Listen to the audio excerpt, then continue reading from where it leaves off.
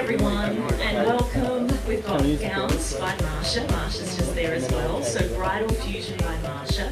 And we're just going to have a look at how the different necklines might change what you choose. Because my wonderful friend here, Crystal, from La Pictura, by Crystal Terreu, is going to explain a little bit about why you do what you do, why we choose certain hairstyles, and what those advantages are. Hi guys. Tay has this beautiful gown on, and it's got a little bit of netting through here, allowing it to sit off the shoulders. I would actually, so it's not too exposed, and show off your neckline a little bit more. Just take your hair back softly in a nice low soft bun, because as you can see the dress has a little bit of embellishment on it. So the last thing when you're wearing your hair down is sometimes it might get a little bit caught through there and tend to just get in the way of your photos and things like that. So yeah, I'd be more inclined to go with a nice soft low bun through the back, just so it shows off your shoulders and keeps it nice and clear. The earrings as well, because it is quite bare through the décolletage, having those big earrings is beautiful. But the hair is getting caught and tangled. Yeah, how many times have you done this today? The last thing I want to do on my wedding day. Yeah, exactly. You want to be comfortable, you don't want to be fussing. So, beautiful. I'll get you, a nice low bun takes that away. So if I can hold this for you, Crystal. Sure.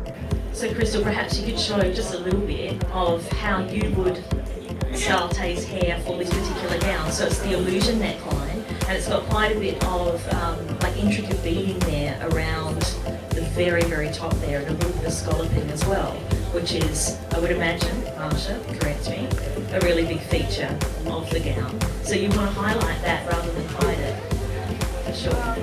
So I'd sort of just, twist it around and have like a beautiful, simple, low knot bun. Just keeping it off, keeping it out the way, keeping it off of the earrings, allowing this beautiful décolletage to show and become really elegant. Just with those earrings, you can see any little hairs might be getting caught, it might be frustrating. So they're little things that you might not think about on your wedding day that you don't take into consideration. So you can see once you leave the hair down how different it is. It sort of hides it. It's going to get caught through here, it's going to get caught through here, and although you might feel really comfortable, it might be something that's a bit of a game changer that might actually change your mind in wearing it up. This is beautiful Serena. I actually did her hair on her wedding day, and she had a day like today.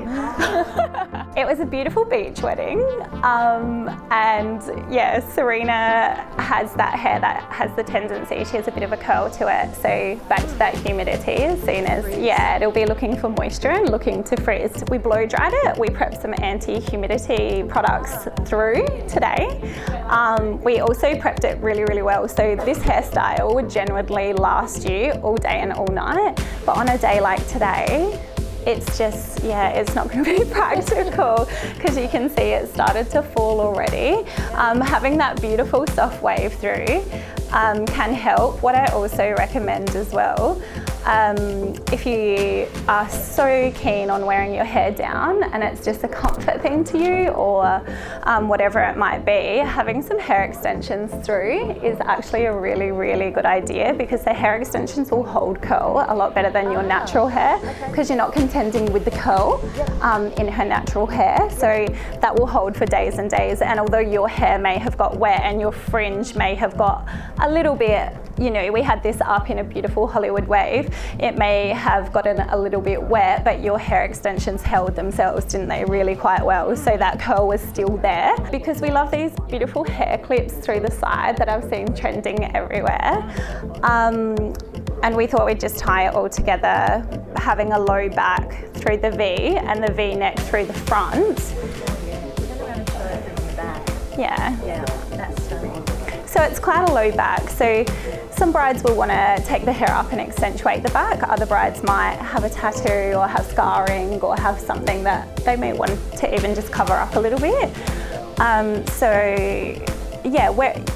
This dress lends itself to lots of different styles. Personally, having the V at the front and the back, what I would have done if we had a little bit more time is I'd probably go for a middle part and then like a beautiful high pony, because I feel like the middle part kind of ties in with the décolletage at the front going into the V and the classic V at the back. So having the middle part with a little bit of height and into a pony will give you the best of both worlds, feeling like you have it soft around the front but then a little bit covered through the back as well. Yeah, that's beautiful.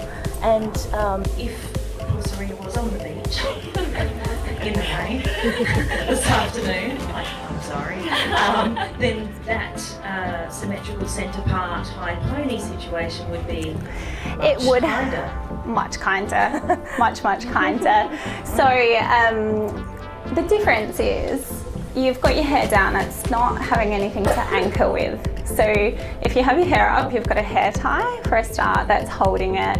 You've got some soft pieces through the front. So it's not gonna get as unruly tied up. So today is a really good day because you just can't, you can't pick the day you get, and you might have something in mind that you're really hell-bent on, but don't feel afraid as well on your trials with your hair to change it up a little bit as well and ask for some advice. Because if your hairstylist is a reputable, really good at what they do it every weekend, they'll have lots of ideas for you. Crystal, just to wrap it up, we've got this beautiful halter neck just behind us here. So this is an original design from your daughter, Mascia. Is that true? And how old's your daughter? 14. 14, do you mind? Okay, so obviously not all brides have black gowns, but some rock and roll brides do, and it's more about the neckline that we want to talk about, isn't it, Crystal? So if we had a lovely bride with a higher neckline, a bit of almost a halter neck there, what would you be recommending to that bride? Definitely. Well, the details in the front. So, I mean, I know to a lot of people it might seem a lot of people it might seem quite obvious, but then a lot of people really don't know. With a high neck, you tend to just go up and let that high neck be revealed on its own, as too much hair around the front will just hide it and complicate it and sort of look a bit messy. So just getting it up and out of the way will show off the dress really beautiful. And any buttons, I can see there's a couple of buttons through the back as well. The hair might get caught in the buttons as well.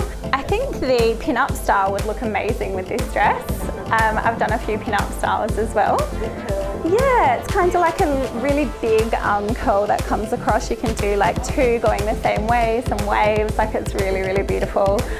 Just like you said before, for the alternate edgy bride, I'd probably chat more about doing that hair with that sort of style. So that ties into that pin-up feel, it lends itself to that really well. So just to wrap up, Crystal, I want you to tell all the lovely brides here your top tips for complementing hairstyle and gown. And obviously the first thing is to pick you, and you'll just talk to them about it, and it's easy. But for others. Okay, so some top tips I get asked a lot is, if you're wearing your hair down, can you still wear a veil?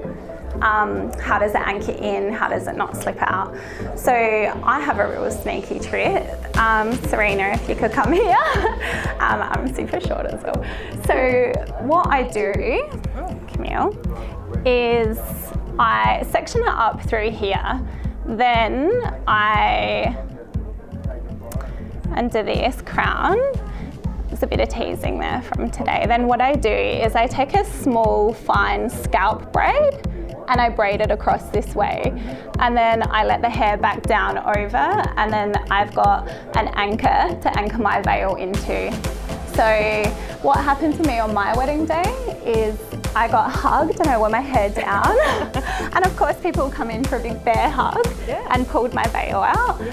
So I thought, what can I do so that, veils aren't slipping out when you want to wear your hair down? So that's a really handy tip.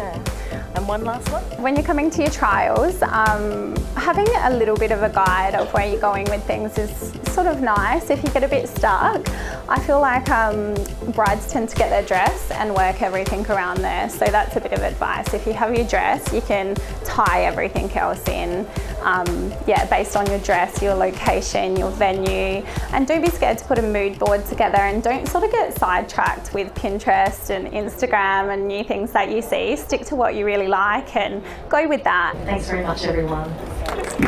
Oh, thank you. No worries. Thank you, girls. Yeah.